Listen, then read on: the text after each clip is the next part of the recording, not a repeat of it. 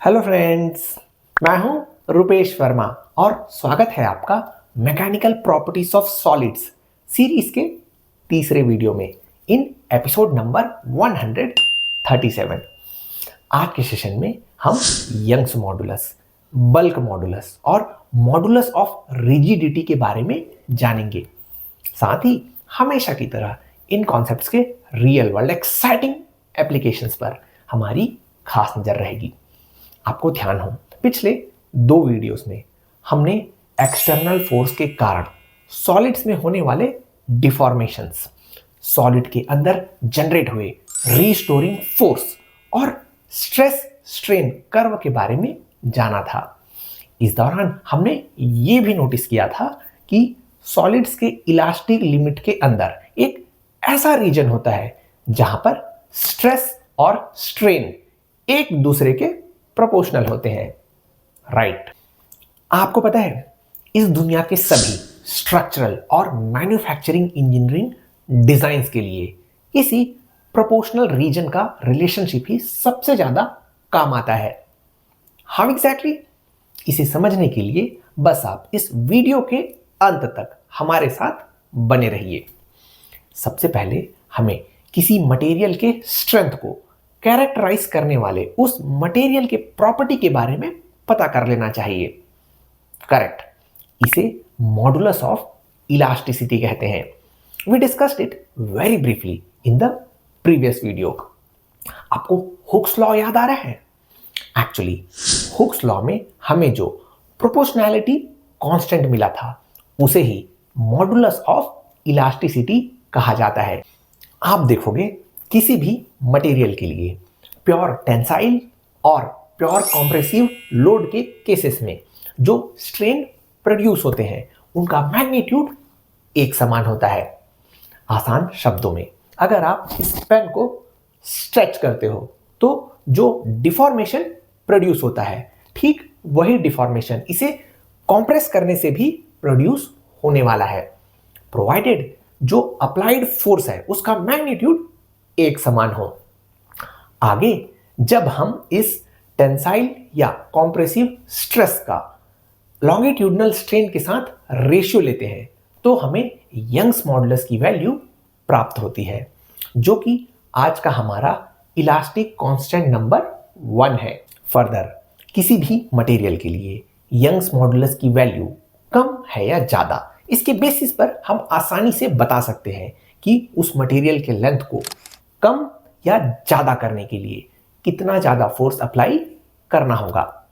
जैसे एक mild steel का यंग्स मॉडुलस लगभग 200 गीगा पास्कल होता है, जिसके चलते माइल्ड स्टील को कॉम्प्रेस और स्ट्रेच करना बहुत ही मुश्किल काम है। You need to apply very heavy force for that.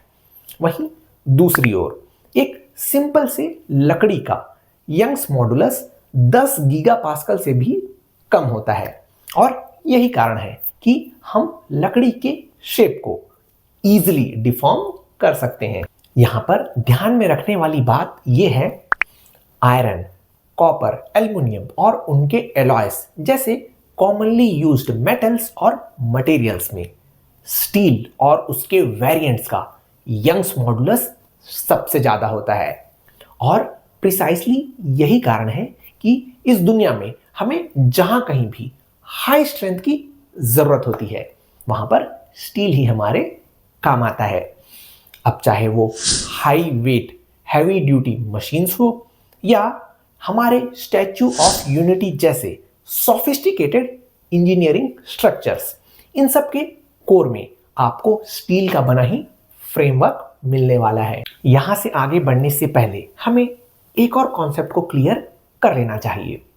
अभी तक हमने स्ट्रेस स्ट्रेन कर्व की मदद से यंग्स मॉडुलस, यील्ड स्ट्रेंथ और अल्टीमेट स्ट्रेंथ के बारे में जाना है। Now tell me one thing, किसी भी मटेरियल के लिए मटेरियल का स्ट्रेंथ और हार्डनेस, क्या ये दोनों एक समान होते हैं? सोच के देखिए। अभी थोड़ी देर पहले ही हमने डिस्कस किया था कि सभी कॉमनली यूज्ड मटेरियल्स और मेटल्स में स्टील का Young's modulus is the highest, लेकिन आपको क्या लगता है इस दुनिया में कौन सा मेटल या मटेरियल है जिसका हार्डनेस सबसे ज्यादा होता है? जी हां, द आंसर इज डायमंड।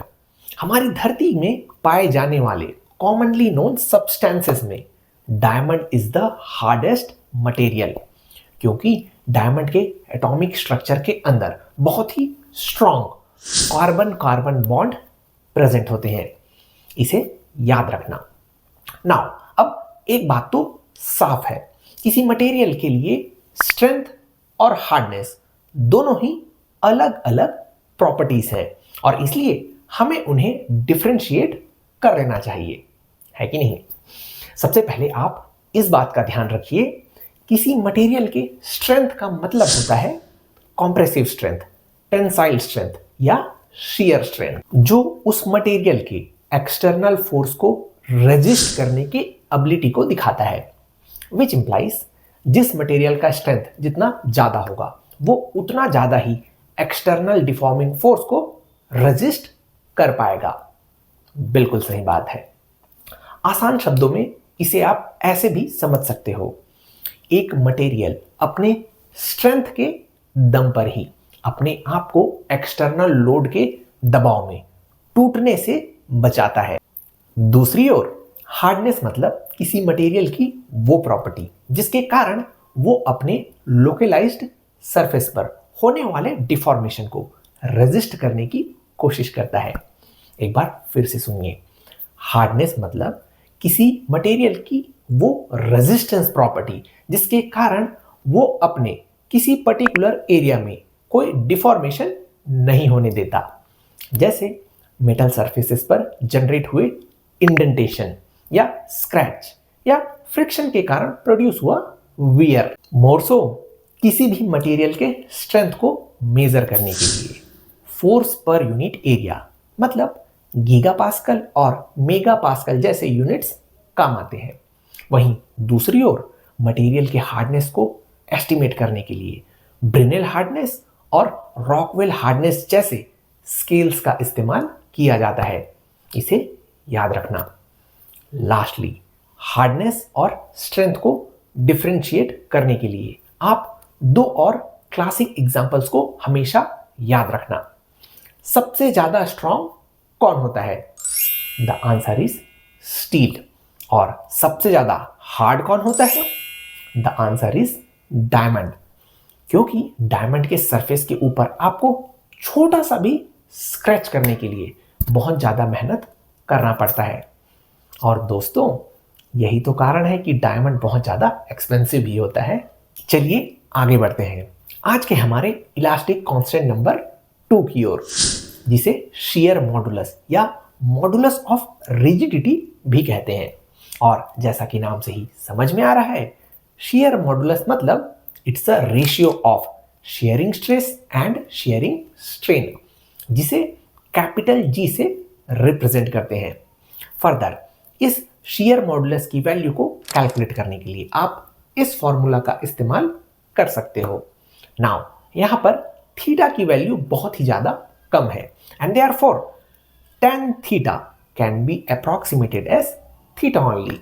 एक और बात, इस इलास्टिक कांस्टेंट शियर मॉडुलस की वैल्यू यंग्स मॉडुलस के कंपैरिजन में generally for most of the materials कम ही होती है। In many experiments it is found कि शियर मॉडुलस की वैल्यू यंग्स मॉडुलस के 1/3 के बराबर है। Just keep this in mind. फिर आता है आज का हमारा इलास्टिक कांस्टेंट नंबर 3, जिसे बल्क मॉडुलस कहते हैं। आपको पता है, इस इलास्टिक कांस्टेंट बल्क मॉडुलस को हाइड्रोलिक स्ट्रेस और वॉल्यूम स्ट्रेन के रेशियो की मदद से डिफाइन किया जाता है। जनरली इसे कैपिटल बी से ही रिप्रेजेंट करते हैं और इसे कैलकुलेट करने का फॉर्मूला होता है B = -P upon delta V by V। यहां पर माइनस साइन इसलिए है क्योंकि एक्सटर्नल फोर्स के दबाव में डेल्टा V की वैल्यू नेगेटिव हो जाती है। दैट वे ओवरऑल हमारे इलास्टिक कांस्टेंट B की वैल्यू हमेशा ही पॉजिटिव रहती है। एक और महत्वपूर्ण बात, इस इलास्टिक कांस्टेंट बल्क मॉडुलस के रेसिप्रोकल को कॉम्प्रेसिबिलिटी कहते हैं, which is generally represented by small के। जैसा कि नाम से ही समझ में आ रहा है, कॉम्प्रेसिबिलिटी किसी मटेरियल के कॉम्प्रेस होने की एबिलिटी को इंडिकेट करता है। फॉर एग्जाम्पल, गैसों के लिए इस कॉम्प्रेसिबिलिटी की वैल्यू बहुत ही ज़्यादा हाई होगी, और बिल्कुल इसका उल्टा सॉलिड्स के लिए इस कॉम्प्रेसिबिलिटी की वैल्यू बहुत ही ज़्यादा कम होने वाली है। दैट्स क्वाइट लॉजिकल, है ना। नाउ, आज का सेशन कंक्लूड करने से पहले चलिए आज डिस्कस किए गए इलास्टिक कांस्टेंट्स के एप्लीकेशंस पर ब्रीफली एक नजर डाल लेते हैं। आपको पता है, किसी भी इंजीनियरिंग स्ट्रक्चर के मेनली 3 कंपोनेंट्स होते हैं। Number 1 foundation, number 2 columns and number 3 beams. And in तीनों कंपोनेंट्स के ऊपर ही हमारे बिल्डिंग के लोड के साथ अर्थक्वेक और साइक्लोन जैसे एक्सटर्नल कैलामिटीज के लोड को भी बेयर करने का पूरा दारोमदार होता है। आप समझ सकते हैं, लोड चाहे किसी भी प्रकार का हो, हमारे बिल्डिंग मटेरियल्स के पास इतना स्ट्रेंथ होना चाहिए कि वो इन एक्सटर्नल लोड के कारण प्रोड्यूस होने वाले डिफॉर्मेशन को सफिशिएंटली रेजिस्ट कर सके, है कि नहीं। और दोस्तों, इसलिए तो हम अपने मटेरियल के स्ट्रेंथ को डिटरमिन करने वाले इन elastic properties Young's modulus, bulk modulus और मॉडुलस ऑफ रिजिडिटी को इतनी बारीकी से समझ रहे हैं। इससे पहले कि आप इस वीडियो में अपना इंटरेस्ट खोने लगो, आज के लिए बस इतना ही। आने वाले सेशंस में हम और कई सारे एक्साइटिंग एप्लीकेशंस को डिटेल में डिस्कस करेंगे, कहीं जाइएगा मत। मिलते हैं अगले हफ्ते, तब तक keep commenting, keep sharing. Happy Sunday, happy learning.